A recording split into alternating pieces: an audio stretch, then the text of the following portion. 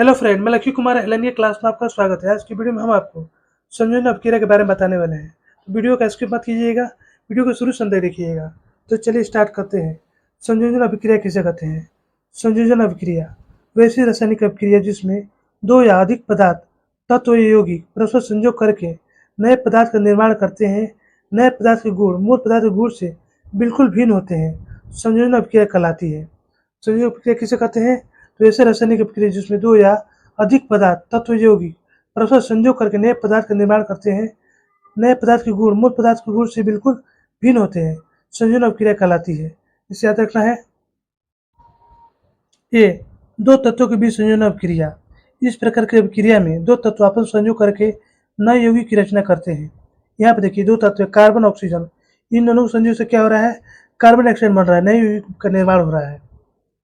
Carbon oxygen के बीच संयोग। Carbon oxygen के बीच संयोग होने पर कार्बन डाइऑक्साइड गैस बनती है। क्या बनती है? तो कार्बन डाइऑक्साइड गैस बनती है। निर्मित कार्बन डाइऑक्साइड के गुण कार्बन ऑक्सीजन के दोनों के गुण से बिल्कुल भिन्न होती है। कार्बन ऑक्सीजन के गुण से कार्बन डाइऑक्साइड गुण बिल्कुल भिन्न होती है। दूसरा है मैग्नीशियम और ऑक्सीजन के बीच संयोग। मैग्नीशियम को वायु या ऑक्सीजन में जलाने पर मैग्नीशियम ऑक्साइड का सफेद चूर्ण प्राप्त होता है। अब यहाँ पे देखिए, ये है मैग्नीशियम, ये ऑक्सीजन यानी कि हवा। तो मैग्नीशियम को हवा में जलाने पर क्या होगा? तो मैग्नीशियम ऑक्साइड का सफेद चूर्ण प्राप्त होता है। अब देखिए तीसरा, लोहा एवं गंधक के बीच संयोग। लोह चूर्ण और गंधक के मिश्रण को गर्म करने पर आयरन सल्फाइड या फेरस सल्फेट बनता है। अब यहाँ पे देखिए, फेरस, ये फेरस यानी कि लोहा है, ये सल्फर यानी कि गंधक। इन दोनों के संयोग से क्या होगा? नए युग के निर्माण होगा, यानी कि फेरस सल्फेट बनेगा। इसे याद रखना है। चलिए आगे देखते हैं।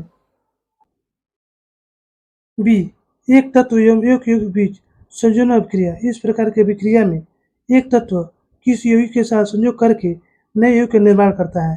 पीछे हम बताए थे, एक तत्व एक और तत्व के साथ अभिक्रिया करके नए यौगिक का निर्माण करता है, लेकिन इसमें है एक तत्व एक यौगिक के साथ मिलकर नए यौगिक का निर्माण करता है। पहला देखिए, कार्बन मोनोऑक्साइड एवं ऑक्सीजन के बीच संयोग। कार्बन मोनोऑक्साइड ऑक्सीजन में जलकर कार्बन डाइऑक्साइड बनाता है।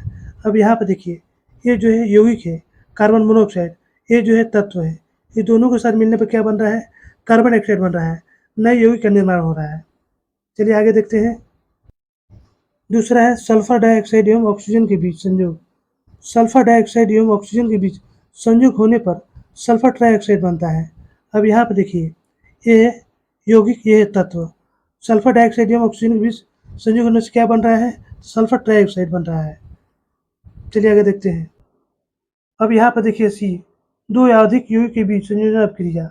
इस प्रकार की अभिक्रिया में दो या उससे अधिक यौगिक परस्पर संयोग करके एक नए यौगिक का निर्माण करते हैं।